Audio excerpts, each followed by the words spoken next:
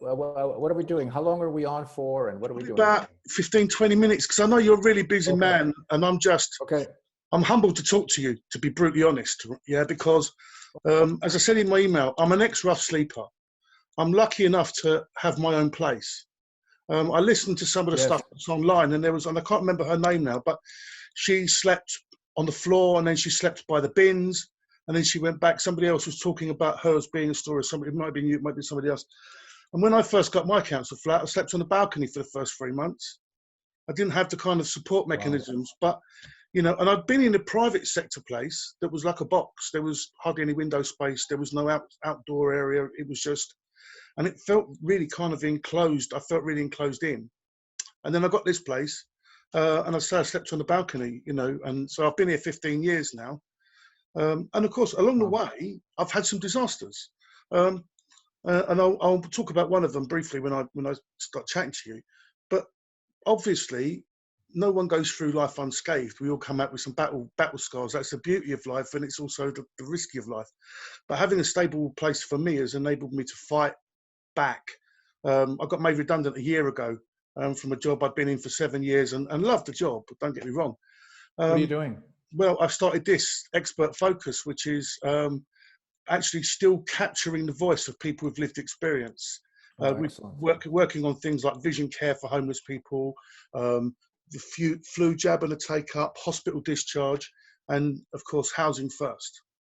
So one of the things I'm going to sort of ask you about is because Housing First has been designed for the more chaotic, the more entrenched homeless people. But obviously, in my opinion, I think that when you become homeless, you can often become homeless with very few issues other than logistics of being homeless, but with a very short space of time become chaotic and become entrenched. So one of the things I'd be really interesting to hear from you is how can we take the model of Housing First and broaden it to take over where the Victorian type building-based services now sit? And how do we get those organisations who run that, who are very protective over their domain, how do we get them on board so they begin to do a 180-degree turnaround, really, so they start providing their great services, but out into the community, especially coming out of the coronavirus, where more people are going to be hitting them services than ever before. So that's kind of it. Are you good with that? Yeah. I'm trying to sound really clever. I'm not. I'm really thick. But I try. No, it's great questions. I wing it well, don't I? But this is an honour. Thank you. It's an honor for me too. You know, the reason that Housing First got started is because I started listening to people like you. So it's an honor for me as well to be part of the show. Well, I mean, I looked at the stuff that you've done, and you kind of, you know, you was almost guiding the New Zealand government in Auckland to change their whole processes, and America and Canada and all these wonderful places. Just because, as I say, you know, your resume is so large, I'm going to need to take a whole 3-year period to do a PhD just to find out all about you, that you're just that great. Have you ever been invited by the British government to come and talk to them about Housing First as a model? There was a conference at the Royal Victoria something. It was headed up by Crisis UK. You know, they had put together a conference, but not the UK government, but Scotland. Ireland is doing a national rollout. I don't know, you can't really mention Ireland anymore, but Ireland is doing that. Even in Wales, but the UK government's got its own thing going. I have not been part of it very much. Yeah, I mean, I'm going to be really cynical and use two heads. There's the head that kind of now works in the environment, and there's the head that's lived through. I find that there's some resistance. Are we recording? Are we talking now? Or yeah. We're all set. We're all set. Okay, I'm sorry. Don't worry, I won't put nothing out there until you get to see it. I'll send it to you for you to view, and then you'll say, okay. I'm not. Okay. I just was. Just trying to be oriented to where we are. Yeah, sorry. I find that there's some resistance really from some of the generic building-based service suppliers to moving those services out into Housing First. I think that there's a mentality that goes with building-based services, that it's provided en masse. I wrote a tweet not so long ago that sadly that there's been a never-ending funding for hostels, which are a bit like zoos. When you put all those people with varying needs all in the same building with very little incentive for them to develop and move forward. And there's been an overfunding of zookeepers and an underfunding of care workers. So that's what kind of where I sit in that kind of mentality. Yeah. How do we convince that the building-based service suppliers, so the hostels, that they would be doing a greater job if they did 180 degrees and started looking at providing a housing first service rather than a building-based service? I think that there is a resistance to moving things to a housing first approach, because you have to get out of the homelessness industrial complex business. We have a homelessness industry, huge industry, that is all about serving people while they're homeless. Hostels, shelters, transitional housing, soup kitchens, it's like, you know, all of these businesses their clients need to be homeless to avail them. So they need homelessness to stay alive. All right. So if you take that approach, it's like, well, if you end homelessness, you're going to put this whole industry out of business. So they're not so welcoming. They're not so welcoming of that idea. Of course, it's a good thing. But because Housing First says, hey, you don't need all of these services while people are homeless. You could actually put them right into housing. There's a challenge to that, though, because that means that you have to redesign the whole system that is led by housing, so that the most important thing you can do for a homeless person is to end their homelessness right away. So you need to fund it differently. Take the money out of services for homeless, put it into rent supplements, and you got to have a commitment by the national government to not only maintain the social housing that's there and dilapidating now, stop selling it off to the private sector and start to build more social housing so that people at all levels of income in the country can afford a place to live. You know, it changes the economic model of all of the building that's going on. I was in London recently. There's cranes everywhere. London is like crazy, busy, expanding, exploding city, you know? None of it is social housing. All of it is like high-end buildings, office buildings. It's capitalism, free market, you know, moved even further now with the new government. There's no awareness of taking care of everybody. Everyone is building for the haves. And for those that can't afford it, they're being blamed as somehow it's their own fault. You know, it's their addiction, laziness, you know, blaming the victim of economic policy for the result.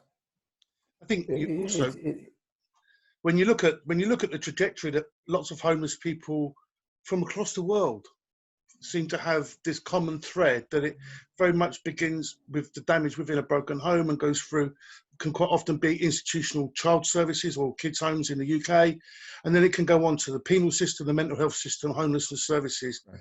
And it appears to be this whole trajectory. And for me, there are many stop-offs along the way, along that journey, where a good intervention would prevent the next cost. Absolutely. One of the things that I mentioned was a quote by Professor Aidan Halligan, was about, you're not going to get any changes unless you wed it to an rigorous economic framework. So it's money talks mentality. We don't have much in the way of council stock, but to continue to provide social housing within the private sector is extremely expensive. There are examples. You can't provide social housing. You can't provide social housing in the private sector. Those are like contradictory things. Social housing has to be a government, like you have a national health plan because health is a citizen's right. Housing, education, and healthcare should all be part of that right. And so when you're talking about stops along the way, educational systems that fail people that need extra attention, they drop out of school, they're unemployed, there are places we could intervene much earlier. But let's not fool ourselves and think that there is going to be the free market is going to solve homelessness. Because if the free market could figure out a way to make money on homelessness, we would have solved it years ago. It's got to be something that citizens care about enough and recognize the value of solving homelessness for the quality of life of everyone. We're already spending billions of pounds on homeless services. That same money could be going into building more housing with some supports. Supports could come from the National Health Service. That's already there. It's a reinvestment, but it's got to be. It can also come from a societal response in the fact that the mentality is that you're right, that people are homeless because that's where they wanted to be. That's the life choices they've made. So I think we need to. No one's made a choice to be homeless. No one's made a choice to be homeless. But that's the public perception. That is the public perception. So we need to run. That's how the media fuels it. Running parallel with anything, we need to have an education program which teaches the public about some of these problems. I think coming out the back end of this COVID-19, I think we've got a wonderful opportunity because sadly, lots of people are going to be looking to access services, mental health services, employment services. People are going to be losing their jobs left, right, and centre. There's an opportunity there to demonstrate actually that it is something which is not made by people's choices. And this is an extreme example, but the other examples are equally as impacting. How do we get that education into the general public psyche? Well, you're doing it. We're doing it. We're doing it now. It's like, if we don't do it, we won't develop the political will to actually change the way that people think about it. People have to know there's a solution to homelessness. And definitely there is. Housing First is a great solution. There are other solutions like more, affordable housing, social housing. This COVID experience is a lesson in and of itself. We're taking people off the streets and out of shelters and putting them into hotels or motels as quickly as possible. We've been saying for years, right? Get people out of homelessness and into housing. Now the virus comes along. We have this pandemic. If we don't take care of this group of people who are highly vulnerable and are going to be in the emergency rooms on respirators, using up oxygen, and won't be enough for everyone, we suddenly care a great deal about keeping them healthy and safe because we're all going to die. So you don't have to convince people anymore that they have to be clean and sober or mentally stable or anything else to get into housing. It's like, it's the virus. They're going to get COVID. Let's get them into housing right away. They've always been vulnerable, but no one's listened until now. And why are we listening now? Because the public is at the intersection, is going to be impacted. If we don't take care of homelessness, we're all going to be much sicker and we're going to have fewer resources to address it. I think one of my problems is exactly that. I think that the system is set up in a way that tells the general public, this is an issue, we will resolve it, you give us your money and we'll resolve it. You haven't got to do anything else. We live in a society where you will see, and it's visible, if you stood and watched, there'll be a panhandler or somebody with a collection pot outside a station collecting for a homelessness service or a homelessness project. The same person who put 50p in that bucket will step over somebody who's homeless 100 yards down the road. And I think the mentality is that this is everybody's responsibility, and it's not just the responsibility of the government or the third sector, charity sector.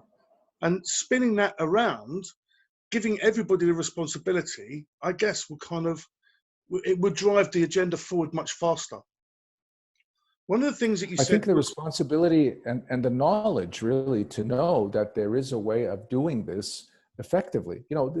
This is not something that hasn't been solved, Stan. I mean, I don't know if you've been following what went on in Finland, for example. they decided they're going to use housing first to end homelessness. There's a societal commitment that we can no longer tolerate having people on the streets, and we can do something about it. And they invested. It was an interesting mix of government, faith community, and philanthropy, right? Business, philanthropy, faith, and government invested, and they purchased or acquired or rehabbed something like 12,000 units of housing over an 8-year period. They only had 2,000 homeless people in all of Finland. What did they do with the other 10,000 units? They rented them to single parent moms, seniors, people that were paying more than 50 or 60% of their income towards the rent, people paying full market value for those other units. So in that housing portfolio, they had what they called a mixed income housing model, where people who were poor and who were paying less and people who were paying full price all lived in the same building or companies' holdings. So the whole thing becomes financially sustainable. It's not even an endless tax giveaway, because the financial model of mixed income housing makes the whole thing sustainable if it's run by a nonprofit. And so you're not looking to take the rent revenue out and make money out of it. You're reinvesting the revenue in making sure the building is well kept up and the services are there. So it's practical, it's smart, it's doable, but you need the political will to implement these kinds of things. And that's the difference between the building-based services and the housing first model, is that actually the scale of cost as people remain in housing first becomes lower and lower, because their dependent needs on support become less and less in many cases. And the provision of support services within a building-based structure will remain static at that level throughout the entire time that someone's within that project. So financially, that's a model that everybody should be thinking is a great idea, if only for that. Yeah, I'll tell you, I'm not a big fan of needing to justify doing the right thing because it costs less money, because that's sort of the way capitalism works anyway. I never hear these anguished, detailed discussions about prove to me. I don't remember that when Tony Blair was following Bush into Iraq, there was some big conversation about what are the British people paying for this war and what are we getting out of it? And what does it cost per soldier per year to kill how many people? It was like, how come we only have these discussions when it comes to what they call charitable causes or social service causes? When it's business, it's like, or when it's war, there's no cost benefit analysis. It's like, we're going to do this thing because it's the right thing to do. Well, this is the right thing to do. I don't care what it costs. Even if it costs more, we should do it because we know how to do it. We have a solution that's effective. It will help everyone. We'll have a better quality of life. That it happens to be cheaper, that's just a bonus. But I would not play into this idea that I have to prove that if we had a treatment for COVID-19 today, but it cost more money than doing nothing, we would do it. Wouldn't we do it? We wouldn't let people die. No. So why are we letting people die on the street? Why are we letting them suffer on the street when we know there's a solution? Because it costs money? I mean, you're right. We shouldn't have to justify. We're looking at human lives. And I did ask a question of somebody one day when we were talking about how they valued or how they priced up healthcare services and how they delivered stuff. And I asked, who gave somebody the right to put a price on somebody else's life, on the price of giving them healthcare? And the answer was, well, nobody. But that's the nature of where we are at today. That people are... No, it's not the nature of where we are. Like it's not a God-given nature of where we are today. It's like we're making these decisions. We are. It's us making the decision. Right. We can make a different decision. Homeless people have their decisions made for them, not made with them, by and large. And I think that's the difficulty. So I think where it's fantastic that in a position where you're able to feed into that decision making, you can start arguing for the sort of humanitarian stuff. But when it comes down to being homeless, you either hit the financial stuff or you tug at the heartstrings. There's no middle ground. There's no negotiation to be had. There's no intelligent conversation about this is the right thing to do. You either tap into the bleeding hearts or you tap into the financial government, the expenditure of what we're spending on people. I think that's the problem that homeless people face, is there's no middle ground for them.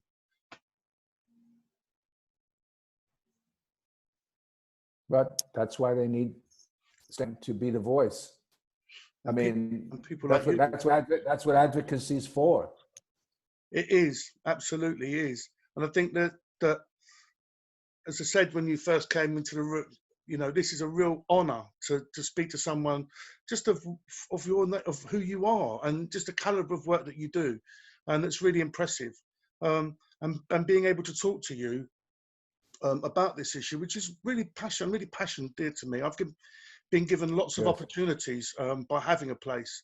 And reverting back to the mentality, I mean, sadly there was a fire in a flat below mine a couple of weeks back, and the local authority who owned the building, they asked me to leave until they could get a building inspector done to make sure there was no structural damage. They contacted me and they said, we found you a nice guest house to go to. And they said, it's a great guest house. You've got a microwave in your room. And I laughed because I thought, is this what we base standards on? And then I thought about it much more deeply, and I thought, this is how they base standards of services to homeless people. You've got a nice room, it's got a toilet and a sink in it. Well, so is a prison cell, to be honest. I question the value of people's journeys by saying that they have to jump through hoops and they have to be in a building by 10 o'clock. They're not allowed to drink with their friends. You know, they can't leave until 7 in the morning because the doors are locked. If they want to eat there, they've got to be there between 7 in the morning and 8, or no breakfast, or between 5 and 6. How does that benefit that individual? And also, long term, it has absolutely no bearing on where they will be eventually if they were lucky enough to be rehoused. Yes. No, I think you know, it's really, we have ideas. I find it sort of strange that we have like these phones, you know, like an iPhone, that you can go around the world, you can find out anything you want. We are technologically so advanced in some areas as a species, and yet when it comes to these issues of like the deserving and the undeserving poor and how we help people who have less than us, we're back in the Middle Ages. We're back in this punitive kind of like puritanical mindset of rugged individualism with a complete lack of compassion for people that have had a hard go at it. I find it like mysterious, the disconnect between one way of thinking and the other. You know, how one has evolved so highly and one is still sort of in the in a very, very punitive and unenlightened way of thinking about human beings. You know, I was listening to an article, I was listening to this woman, Montrose is her name, a psychiatrist who works in the prison system in the United States. And she was looking at high security prison systems in America, which are cells like you're describing, you know, with a lot of guards and a lot of, you know, isolation, very stripped down, isolation and stripped down, high security, with no idea of like what's going to happen to this person once they're out. And she went to Norway and looked at the high security prison there, which looked like she described it as a Scandinavian youth hostel. Everyone has their own room, their own bathroom, their own their own TV in their room. They could watch what they want. There's a common living room area. There's a common kitchen with a knife rack, you know, so people, you know, and all kinds of cooking utensils. And she was like, as a person sensitized to look at things that are like high risk security, it's like, this was like, people were in there for murder and the knives were there. The guards were both men and women. They had no weapons. And it was like a kind of a congregate communal living thing, because the Norwegians want people to be ready for life when they leave prison after they serve their term. So everything in that prison, you know, gardens outside that they're tending to for the cooking, they had like a real life experience of being cooperative, collaborative, good citizens and learning the skills. You know, if they went in there because they were prone to rages, they were getting therapy for anger management and so on. It's like the cost, because everyone asks about the cost. I know, even though I rail against it, the Norwegian cost, no different than the American cost, you know, but one is spending money on alarms and guards and punitive measures, and the other is spending money on rehabilitation. To me, housing first is not about all this treatment. It's like, let's get the person into housing. It's sort of the Norwegian model. Give the person a home in the community with the dignity and respect, and the services also provided with dignity and respect, so we can get the person to the highest possible level of where they want to achieve, because that moves all of us forward. Yeah, and that's the same mentality as I mentioned about the hostels being zoos.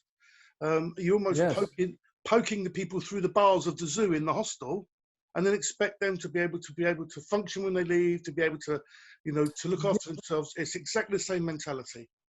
Yes, yes, yes. That's what we're up against. I think we're up against, you know, exposing the harshness and ineffectiveness of that mentality, and informing people that there's a much better way to do things. And if you insist that doing it the right way and the better way and the more effective way doesn't actually cost any more money. Yeah. I know you're a really busy man and I've taken up lots of time. I'm just going to ask you two more things. Can you just give me just one kind of story, you know, anonymized, of course, that sticks in your mind from somebody that you've worked with in your extensive career that Housing First has really made a difference to? Something unique that I'm not going to find on the internet would be lovely. Yeah, so, you know, I started working in this like almost 25 years ago from the streets. And some of the people that I knew from the streets, I'm still in touch with. You know, they still have my phone, and they call me when things happen. They call me when, like this, I'll tell you about this one woman who I met. She was staying in a refrigerator box, you know, those big cardboard boxes that refrigerators are sent in. And that was like her place under the FDR Drive in the east side of Manhattan near the UN. And there was like a little cluster of people staying there. And we reached out to her, invited her to the drop-in center to kind of get to know her. And she got an apartment. And over time, because she had the apartment and cared about, did not want to go back to the box. This is sort of an interesting thing that happens to a lot of people in Housing First. Like when you're out there on the box, you don't care. There's nothing left to lose. You're already out there. Whether you're drinking or smoking or whatever you're doing to yourself doesn't matter, because things couldn't possibly get worse. Suddenly you have an apartment with a key and a lease. You have something that you care about, and people start to get motivated to get their life together. Her drug use went down. She got out of an abusive relationship she was having with this man that was like not good for her. She decided she felt strong enough to get a job. She had a vast record of all the arrests she had when she was homeless, began to clear that up one by one. This is like months and years I'm talking about, all on her own determination, because she started with something that meant that she cared about her. She cared about herself for the first time and felt hopeful. She had 3 children in placement.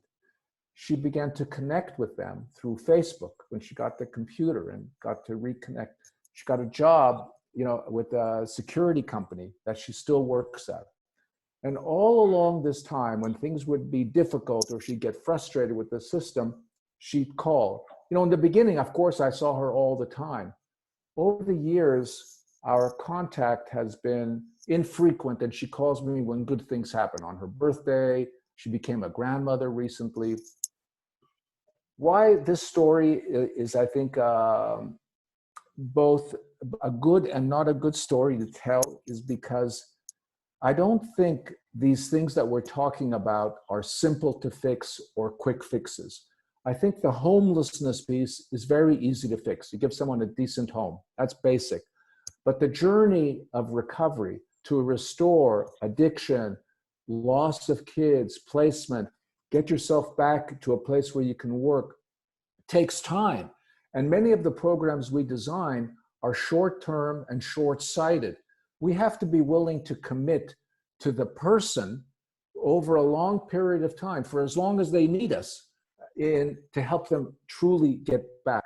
Because people are disconnected from family, from other supports, and we have to be a little bit more comfortable in what they call the service business of not like, oh, 45 minutes and then it's next customer. Really commit to a person to help them through their journey, however long it takes. That's amazing. I think that if you don't mind, I'm going to try to use some of my contacts to ensure that somebody in the government see this. Because I think you've made more sense in the 15, 20 minutes that we've been chatting than I've heard come from political parties for a long, long time.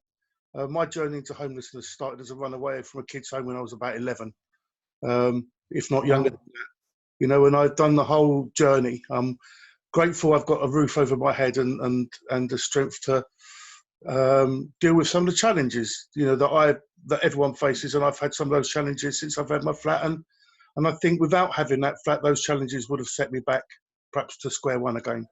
And I think the importance it is, it's been a total pleasure. I'd like to stay in touch when you come to the UK next time. Yes. When we can fly, I'd like to buy you a drink, absolutely buy you a beer. I think every time I read, I love that, Sam. Thank you. Every time I read or see your name from this point on, my heart's going to sing, just at the kind of person out there. And I know you're advocating for homeless people and to make their lives better and to improve the outcomes for them. And if you don't mind, I want to hang on to your coattails and grab a bit of that. It's been fantastic talking to you. Thank you very much, Dr. Sam Tsemberis. Dan, great to meet you. Thanks for inviting me. I'm honored. Thank you. Take care. Bye now. All right, we'll be in touch. Stay in touch. Okay. Thank you. Okay, bye.